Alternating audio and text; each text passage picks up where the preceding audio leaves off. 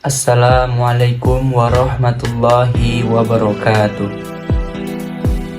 Alhamdulillahirabbil alamin.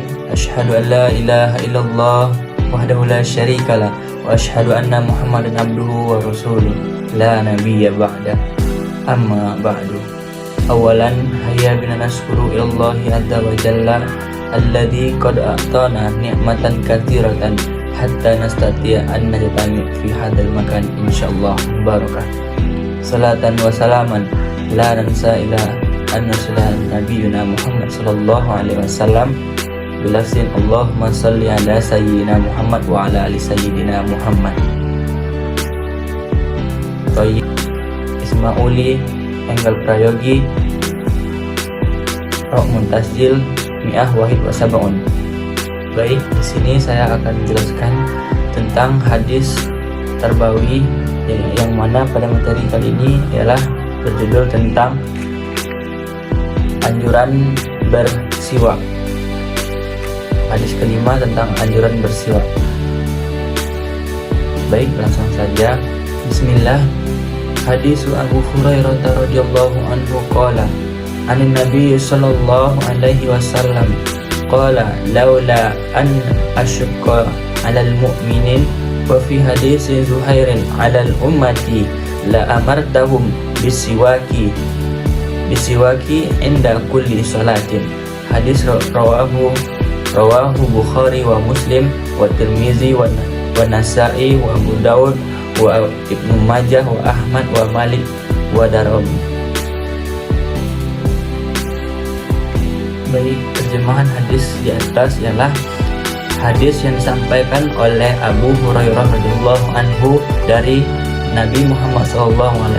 Beliau bersabda, jikalau tidak memberatkan bahwa atas orang-orang beriman atau atas umat-umatku, sungguh aku akan memerintahkan kepada mereka untuk bersiwak setiap hendak sholat. Hadis riwayat Bukhari, Muslim, Tirmizi, Nasa'i, Abu Daud, Ibnu Majah, Ahmad, Malik, dan Darimi. Baik, dari hadis di atas dapat kita bedah dari kata-katanya. Baik, kita mulai. Hadis Abi Hurairah radhiyallahu anhu. Hadis dari Abu Hurairah radhiyallahu anhu anin Nabi sallallahu alaihi wasallam. Dari Nabi Muhammad SAW bersabda, qala laula an asyqa, jikalau tidak memberatkan, laula jikalau, an bahwasanya, asyqa memberatkan, alal mu'minin atas orang-orang yang mukmin, wa fi hadisi Zuhairin, dan di dalam hadis Zuhairin disebutkan atas umatku. Jadi Rasulullah SAW mengatakan bahwa jikalau bahwasanya tidak memberatkan atas orang mukmin atau atas umatku, la amartahum, maka Rasulullah akan memerintahkan bisiwaki, untuk bersiwak, inda kulli salatin, ketika hendak setiap ingin melakukan salat atau ibadah. Rawahu Bukhari wa Muslim wa Tirmizi. Hadis diriwayatkan oleh Bukhari wa Muslim wa Tirmizi wa Nasa'i, dan Nasa'i wa Abu Daud wa Ibnu Majah wa Ahmad wa Malik wa Darimi. Jadi hadis ini berkaitan dengan anjuran untuk bersiwak. Dalam hadis ini Rasul mengatakan bahwasanya jikalau tidak memberatkan umatnya, berarti Rasul inginkan umatnya untuk bersiwak atau membersihkan mulut dan giginya. Kemudian dari penjelasan hadis ini menjelaskan tentang pentingnya atau keutamaan dalam bersiwak, dalam membersihkan gigi ketika hendak melakukan ibadah sholat. Dalam hadis ini juga menyebutkan bahwasanya Rasul mengatakan laula an asyukko, jikalau tidak memberatkan. Nah, di dalam kata ini dapat kita maknai Rasul menginginkan umatnya untuk bersiwak, untuk membersihkan diri dari kotoran-kotoran di mulut dan giginya. Namun Rasul mengatakan demikian supaya tidak memberatkan umatnya atau orang-orang mukmin atas orang-orang mukmin tersebut gitu. Nah, dalam artian Nabi mengatakan hal demikian ini, beliau juga mengutamakan kemaslahatan dari bersiwak, manfaat bersiwak ini. Nah, beliau juga tidak ingin menyusahkan atau membebankan atau menyulitkan umatnya untuk melakukan siwak ini. Jadi beliau tidak mewajibkan, namun menganjurkan. Nah, dalam hadis ini yang disebutkan tadi, la amartahum, beliau akan perintahkan inda kulli salatin, ketika hendak sholat, atau beliau menganjurkan untuk bersiwak ketika hendak sholat. Jadi di sini Rasulullah tidak memberatkan, tidak ingin memberatkan atau menyusahkan atau menyulitkan kaumnya atau umatnya atau orang-orang mukmin untuk melakukan bersiwak ini. Beliau mengatakan bahwasanya jikalau tidak memberatkan, maka jikalau tidak memberatkan berarti beliau menginginkan yang tidak berat ini untuk melakukan siwak.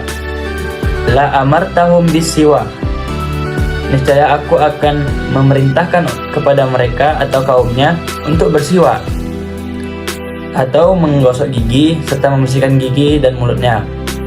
Nah, inda kulli salatin, yaitu ketika setiap seseorang itu hendak melaksanakan sholat.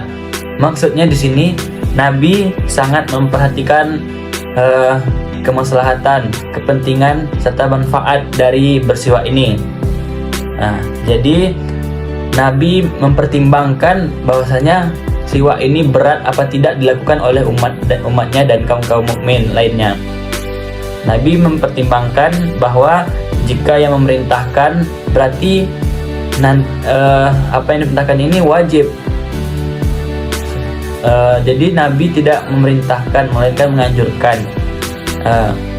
Makanya Nabi mengatakan tadi laula an asyukko, jikalau tidak memberatkan, jikalau sesungguhnya tidak memberatkan. Nah, untuk kaum muslimin tersebut supaya tidak kesulitan atau kesusahan untuk bersiwak sebelum sholat. Nah, di sini juga Nabi meringankan, artinya tidak mewajibkan untuk melakukan siwak sebelum sholat. Namun di sini Nabi Muhammad SAW menyebutkan dan menginginkan bahwasanya siwak ini adalah sesuatu yang sangat penting. Di dalam hadis ini beliau berkata hendaknya bersiwak atau membersihkan gigi dari kotoran atau dari hal-hal yang kotor dari mulutnya bagi setiap orang yang ingin melaksanakan sholat. Nah, di sini mengingatkan juga kepada kita jangan sampai kaum muslimin atau umat Nabi Muhammad SAW tidak bersiwak atau membersihkan gigi dari kotoran-kotoran sebelum ia melaksanakan sholat, karena dapat mengganggu ibadah atau konsentrasi dari umat-umat lainnya. Nah, di sini juga sangat memberitahukan atau menyebutkan bahwa pentingnya menjaga kebersihan, terutama kebersihan gigi dan mulut. Nah, di sini Nabi mengajarkan untuk bersiwak. Bersiwak tadi itu seperti menggosok gigi dan menghilangkan bau mulut. Rasulullah SAW mengisyaratkan di dalam hadis ini bahwasanya beliau tidak ingin memberatkan umatnya, tetapi juga beliau menganjurkan untuk melakukan siwak tersebut, membersihkan gigi dari kotoran. Nah, jadi beliau mengingatkan bahwasanya bersiwak ini adalah hal yang paling penting, hal yang bisa menjaga kebersihan mulut dari bau dan kotoran, dengan manfaatnya selain pada diri kita sendiri dan juga manfaatnya pada orang lain. Contoh, kita menggosok gigi atau bersiwak, nah mulut tidak menjadi bau lagi dan orang-orang sekitar juga tidak merasa terganggu akibat bau dari mulut tersebut. Kemudian manfaatnya bagi diri kita, kita merasakan sehat dalam hal gigi, tidak ada yang kayak seperti berlubang dan lain sebagainya. Nah, itu tadi sedikit penjelasan tentang anjuran bersiwak yang sebagaimana kita ketahui tadi, bahwasanya Rasul itu menganjurkan untuk bersiwak tapi tidak memberatkan atau memerintahkan yang akan mengakibatkan kita keberatan atau wajib gitu kan hukumnya. Nah, namun Rasul tidak. Nah, dalam hadis ini dapat kita ambil juga materi pendidikan yang penting. Yang pertama, dalam hadis ini menjelaskan tentang akhlak. Nah, di sini akhlak yang dimaksud adalah akhlak pada diri sendiri. Bagaimana bisa akhlak? Akhlak menjaga kebersihan, akhlak akan kesehatan diri sendiri. Jadi di dalam agama kita sudah dianjurkan untuk membersihkan diri dari kotoran-kotoran. Agama juga menganjurkan seseorang untuk berbuat baik kepada dirimu sendiri dan tidak menzalimi diri sendiri, dalam arti tidak membersihkan akibat kotoran-kotoran tersebut. Nah, salah satu menjaga kebersihan ini ialah yang disebutkan dalam hadis ini adalah seperti bersiwak yang disebutkan Rasulullah SAW tadi. Setiap akan kita melaksanakan sholat. Nah, dalam hadis ini menganjurkan atau Rasul juga menginginkan bahwa umatnya untuk bersiwak atau membersihkan gigi dari setiap kotoran. Nah, mungkin itu satu poin penting dari materi pendidikan yang dapat kita ambil dari hadis ini. Yang kedua, materi pendidikan yang dapat kita ambil dari hadis anjuran yang bersiwak ini ialah tentang prinsip pendidik. Nah, dalam hadis ini membahas tentang prinsip pendidik, yang mana prinsip pendidik ini ialah yang baik itu adalah prinsip yang menyesuaikan situasi dan keadaan. Nah, di sini prinsip yang baik disebutkan bahwa prinsip yang menyesuaikan situasi dan keadaan atau kondisi dari peserta didik, sehingga membuat kepada pendidikan yang lebih maju, lebih bagus pada kedepannya. Dapat kita lihat bahwasanya bagaimana pendidikan yang baik itu ialah di mana kemampuan peserta didik dan apa materi yang akan disampaikan peserta didik itu menyesuaikan. Artinya kita memberikan materi yang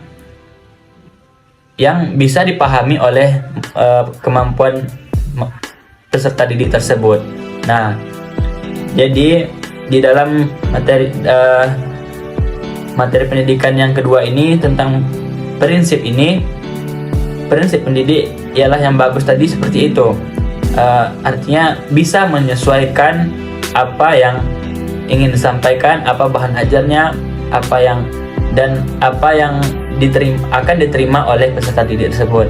Artinya bisa menyesuaikan keadaan, kondisi, dan kemampuan peserta didiknya. Nah, di dalam ini semua juga harus menyesuaikan secara tahapan yang tadi. Contoh, Sebagaimana dapat kita ambil dari yang dikatakan oleh Al-Ustadz di dalam video, bahwasanya contohnya seperti kita ingin menafsirkan sebuah Al-Quran, otomatis kita sebagai peserta didik harus bisa sebelumnya membaca Al-Quran dan mempelajari apa-apa tahapan-tahapan untuk menafsirkan Al-Quran tersebut. Nah, jadi di situ pertama contohnya seperti kita ingin menafsirkan Al-Quran, sebelumnya kita juga harus mempelajari bagaimana cara tahapan untuk menafsirkan Al-Quran tersebut. Nah, dari materi pendidikan yang kedua ini, bagaimana prinsip seorang pendidik, bahwasanya dapat kita ambil pelajaran bahwasanya prinsip seorang pendidik itu harus sesuai dengan kemampuan peserta didik juga. Nah, di dalam hadis ini Rasul tadi mengajak kita dan menganjurkan untuk bersiwak. Nah, pada saat itu Rasul dan para sahabat pada zamannya menganjurkan pada saat itu, yakni untuk bersiwak, untuk membersihkan gigi dari kotoran-kotoran. Nah, Rasul juga tidak mewajibkan, melainkan menganjurkan. Yang akan jikalau mewajibkan, maka umat dan kaum mukmin lainnya akan keberatan. Nah, Rasul demikian menganjurkan bahwasanya kita akan disuruh bersiwak. Nah, dalam hadis ini Rasul itu menyesuaikan seperti yang kita ambil tadi, prinsip pendidik tadi, prinsip Rasul ini menyesuaikan yang mana siwak itu pada zamannya, mungkin pada zaman Rasul itu sesuai. Nah, mungkin pada zaman kita, zaman sekarang, dengan cara menggosok gigi atau menghilangkan dari bau-bau dari kotoran tersebut, yang mana bisa kita aplikasikan seperti gosok gigi dengan Pepsodent dan pewangi lainnya gitu. Nah, jadi mungkin Rasul mengajarkan tentang prinsip pendidik tersebut, sebagaimana pantas nggak gitu materi pendidik ini disampaikan pada masa itu gitu. Nah, jadi prinsip pendidik itu harus disesuaikan dengan tahapan-tahapan untuk mencapai tujuan pendidikan yang baik dan sempurna. Mungkin dua itu saja yang dapat saya sampaikan tentang materi pendidikan dan sedikit penjelasan dari hadis-hadis yang telah saya sebutkan tadi. Jikalau ada salah, saya mohon maaf. Wabillahi taufiq wal hidayah. Wassalamualaikum warahmatullahi wabarakatuh.